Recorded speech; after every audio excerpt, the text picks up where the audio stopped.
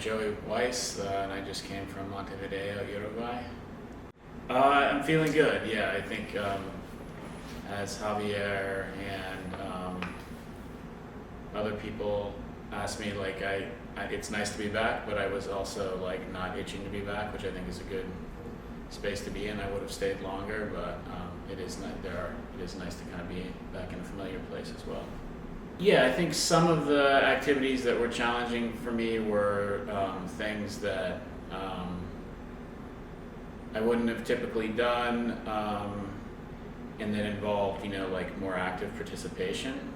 And I kind of laughed to myself. I might have put it in the journal entry as well, that like I'm not religious, and I was raised kind of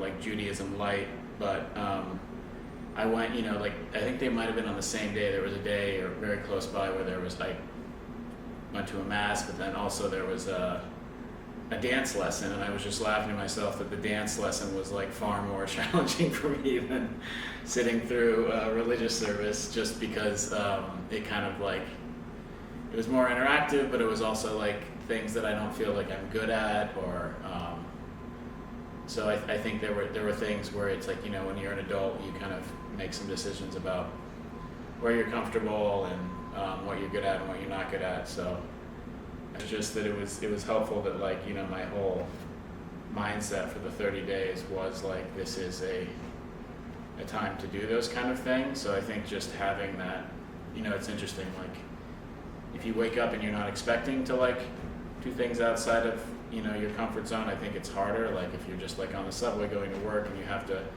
but I think one thing was just reminding myself that was like the point, so to speak. And then just trying to like not be too critical of myself, and just know that as long as I tried and had a good attitude, that it would be okay. And that was particularly true in Montevideo, in the sense that people were extremely welcoming. I know people say that about almost every place, but people had a lot of patience and were very helpful.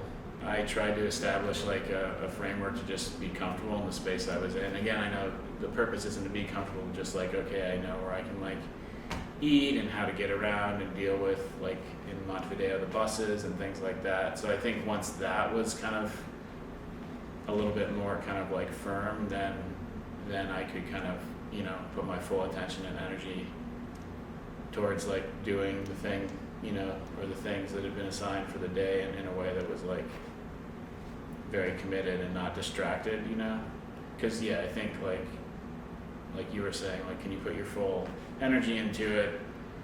And I think that what's important is to not like be distracted by some other thing, like, oh, how am I going to get back after this and get to the next thing, or like. So I think after a few days, I didn't have to be distracted. I was like, okay, I can live here, and now I can just kind of commit. It was like a very dense and gritty city, and I like that. Like, I mean that as like a positive adjective, but it was like categorically not what I would have like imagined. Like, I was quite excited to go there and experience it, and that still held true, but in a very different way. Like, I found myself, when I had free time, not going towards the water, but just like walking into the city and wandering around. It was just like a very like heterogeneous and like condensed, and it felt like a very big city. It fit, like, even though the population is small, I think because it's so compact, it had like a very urban feel that took me by surprise. I would say, first and foremost, the architecture. I've never seen anything like that. Like, it was wild. It was just like, they're like small buildings, and it was kind of hard to. I tried to take a few pictures, but that like didn't do it justice. I've never seen like such a random accumulation of styles, and it just had this very kind of.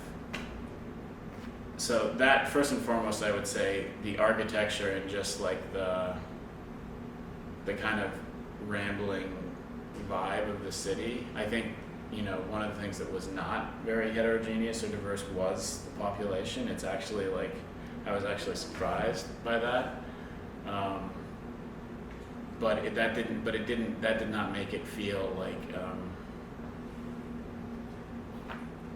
it was interesting to be in a place that like racially was not very diverse, but like did not, I don't know, if in America, if you find yourself in places like that, I think it comes with this other kind of like conformity, or like, you know, we were talking about Utah before the interview, or just like other baggage, but there it did not feel that way. Like that was kind of an outlier. Oh, very different. Yeah, just like, yeah, and I think, you know, when we were checking into, so the pace, you know, in Montevideo is definitely slower, and just more kind of like doing some of the activities, you know, it's like, oh, this activity starts at 8, but not really, it actually starts at 10, you know, or like there was like a kind of, but what was, so I would say that not just the pace was slower, but there was kind of, I had to kind of adjust like the kind of cultural expectations about when things start, you know, what it means to be on time and that kind of thing. Again, like that was kind of easier for me to deal with, because it, you know, it was kind of just like, well, you're just, the point is to just go places and like be there. So like, you know, there were a few things where I probably would have like left or like been kind of upset, you know, like if I was in New York and I was like, well, just stand here, you know, like who cares, you know? So, but yeah, things were slower, and just there were like different expectations about when things would start, meaning like they don't necessarily always start right when you, right when it says it's going to start on. Yeah, but the buses, I think more, the bus situation was challenging in the sense that like, you know, you want to be there and kind of like we were talking about before, like in open and not kind of like micromanaging kind of way. But I felt like, oh, if I'm dealing with the buses, then like my time here is just going to be this like weird like scheduling thing where I have to figure out the bus and when it leaves and all of that. So that's, I think, why I was reluctant to do that. But then eventually, it's not like I mastered the bus system, but you know, it eventually got to a place where it's not like that would just be totally distracting me. But that was probably the biggest like first challenge, was to not let that like freak me out or like get in the way of the rest of the residency, because it is super complicated and I don't really quite still understand it, but I got a little bit of it. So that was not a big challenge for me, like being alone that much. I mean, I think maybe what did make it challenging at times was it was alone plus like language isolation. So, you know, there were times like, and I would discover it more like when I had a conversation with you or another fellow, like, oh yeah, it is really doing me good to have like a 30-minute conversation with someone, even if they're like not in the room. But like overall, like the extensive amount of time alone was not one of the more challenging things for me. I liked it a lot. The place, Los Trevolis, is like a very interesting place, and they were very welcoming, and it had a very like I don't know if laid back, but like just like open-ended and like spirit to like what they were doing with the kids, and just the way the whole thing was run. You know, like most of the educators and like psychologists that I met that were like there, they were kind of mostly in the background and just like letting the kids do and make. So it was also nice that was one of the first activities that I had. I don't quite, it's hard to say exactly why, but it was kind of a nice combination, and this is, again, somewhat specific to me, but like, of like a very new kind of thing, farther out of the city, you know, but then it was also like familiar, because I also teach kids, so it was like very new, and like meeting new people, and again, some of them, like the 2 people I was working with for the day, couldn't really speak much English, but that was kind of interesting and nice to be in the room and try to help out. And but so it was like a cool, very like specific experience in the city that wasn't like a touristy experience, you know, but then it was also like a bit familiar as well. And then I went back there the last week and had a similar experience, and that day was maybe even better because it wasn't as structured that day for just like random reasons as somebody was telling me. So I got a chance to just like play with the kids and like play basketball, and that was great. But there were a few things that happened there, activities where it was like, this is challenging, but I'm also enjoying it, and it's a kind of enjoyment that I don't have in my life here.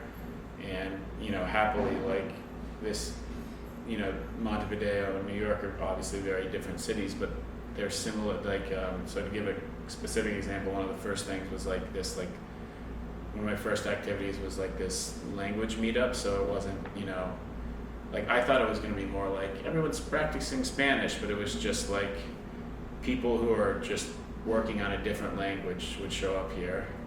So there was like a guy from Russia who had moved to Montevideo permanently, and he had this really great, I've never heard anyone speak Spanish with a Russian accent, and he's only been there 3 years, and he really speaks it well. But then there was a couple people who wanted to work on their English, and good not just for the language practice, but just like when you're like with people who the glue is random. You know, you're not there because you're all like doing the same kind of art, or like your friends from college. You know, it's just like, and that can be enjoyable sometimes to just be like with like random people. But there were definitely, there were times where it was just like, this is a kind of excitement I don't usually have in my life, but clearly it doesn't have to be specific to Montevideo.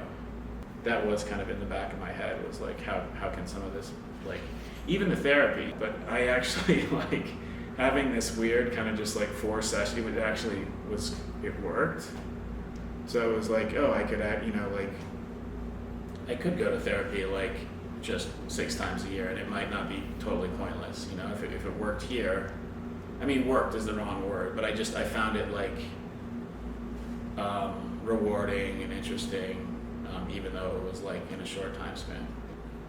Bruno, he shared like his, he was like, yeah, I was also not really sure like how this would go, just in the sense that he usually does like traditional psychoanalysis and like, you know, like years long things. So he's like, I'm glad it worked for you. And he was like, it was also like interesting for me. So that was unusual too for therapy, you know, that it was like, it was also an experiment for the therapist. And so the takeaway for me, it was like having a better kind of self-awareness of like, what are the things I usually do, and then thinking about forms of excitement that exist outside of that.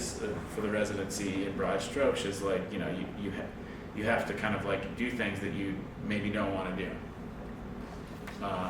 which when you're an adult you can get away with not doing in your normal life. So, but then happily, you know, like half of those things that you didn't want to do, you're like, oh, I really like that, but you wouldn't have known that or had the opportunity to have that kind of experience unless you kind of forced yourself, so to speak, to